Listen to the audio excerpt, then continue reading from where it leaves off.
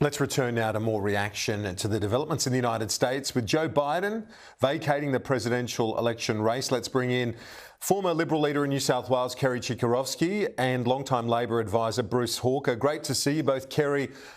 As we look at this, we talk about it. I know it's a cliche, a week's a long time in politics, but how about this week in the United States, Kerry? Oh, it's been extraordinary, Kieran, and I suppose almost inevitable, though, because the reality was that President Biden was not going to be up to the task of running either an election campaign or, more importantly, 4 more years as President of the United States. But I think the really interesting thing is that, we've now got maybe a couple of contenders. I'm not sure. Kamala Harris is obviously the front runner, but it'll be interesting to see whether there is any significant challenge to her. I note that all the people who may have challenged her have already said, no, they're not going to. But I am intrigued. I am intrigued by the fact that the Obamas haven't come out and endorsed her yet. Maybe they're just biding their time, but who knows?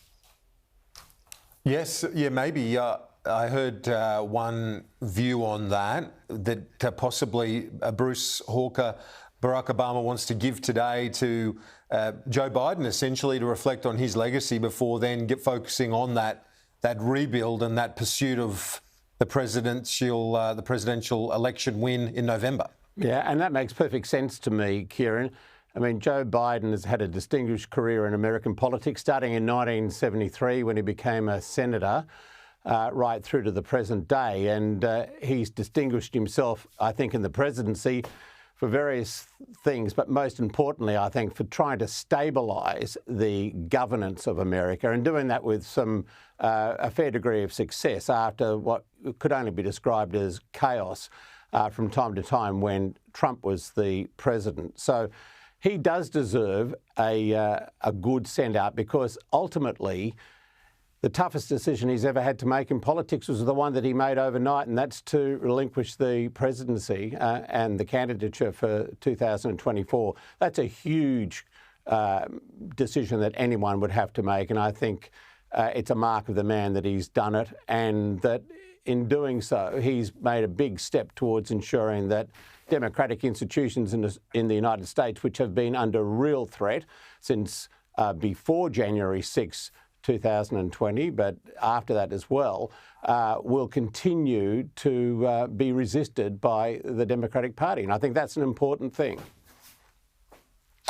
Kerry, tell me your view on how this shakes up the race. That likely, it looks like all but certain Kamala Harris will be the Democratic nominee when you've got Gavin Newsom, one of the contenders, seen as a possible rival for the candidacy. He came out and endorsed her very quickly. He's the governor of California, as I have mentioned. What's your read on what Kamala Harris does to this presidential election race?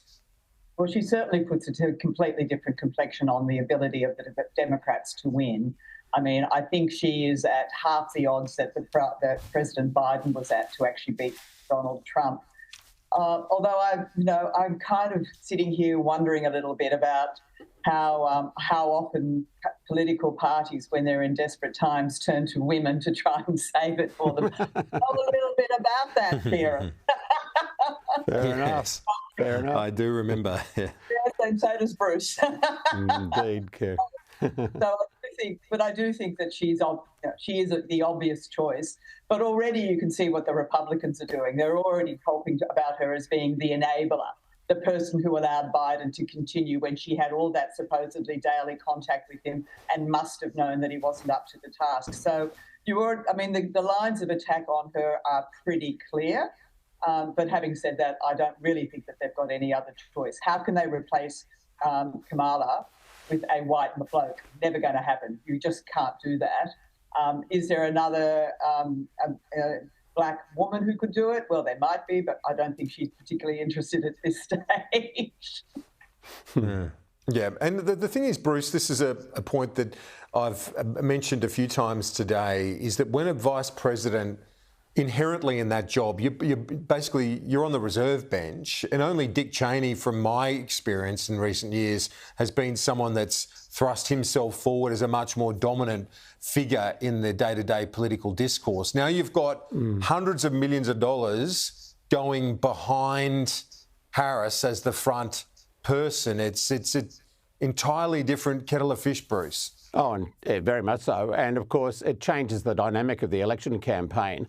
Up until now, it's been all about Biden's age and his capacity to continue as president.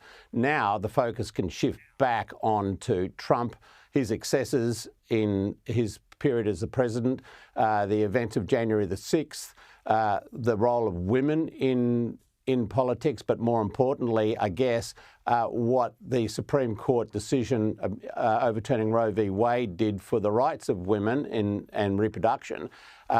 All issues which will resonate very powerfully with the female vote. So this is going to be a very, very different campaign to the one which we were looking to be shaping up to have. And the whole sort of anyone but Joe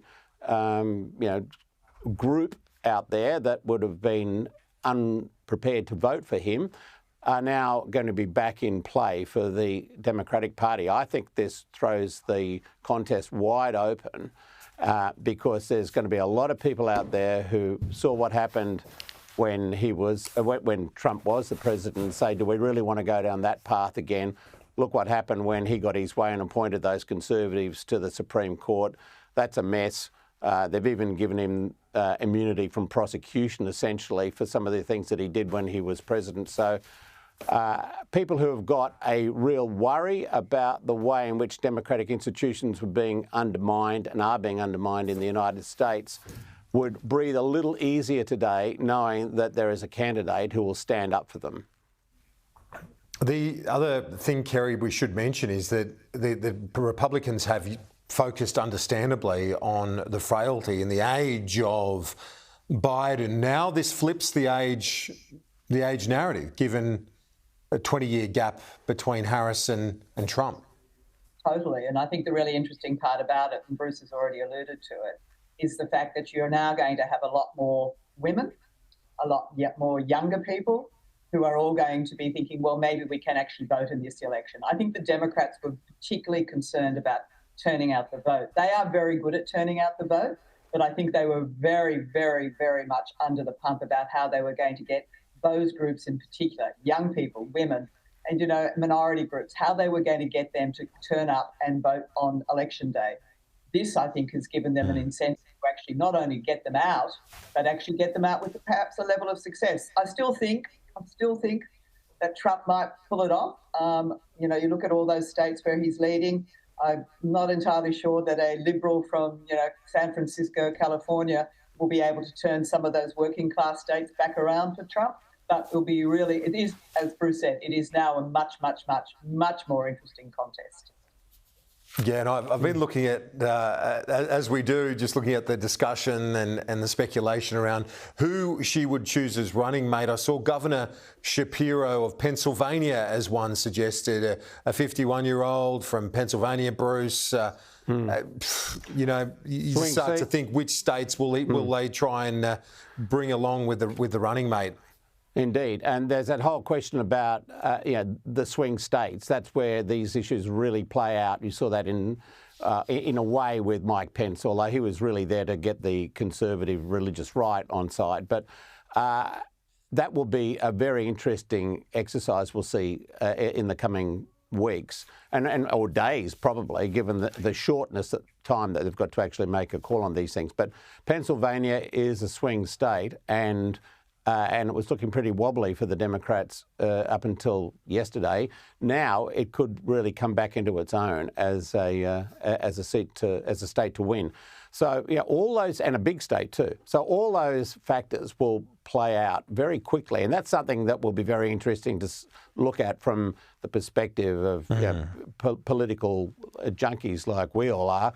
How do they concertina this process, for which there is no real precedent in modern American political history, into a very short time and get right onto the front foot very quickly. I think they can do it, but they'll probably have to cut a few corners in order to make sure that Harris gets there and that she gets a very clear run through the Democratic Convention, which is in mid-August, a month away.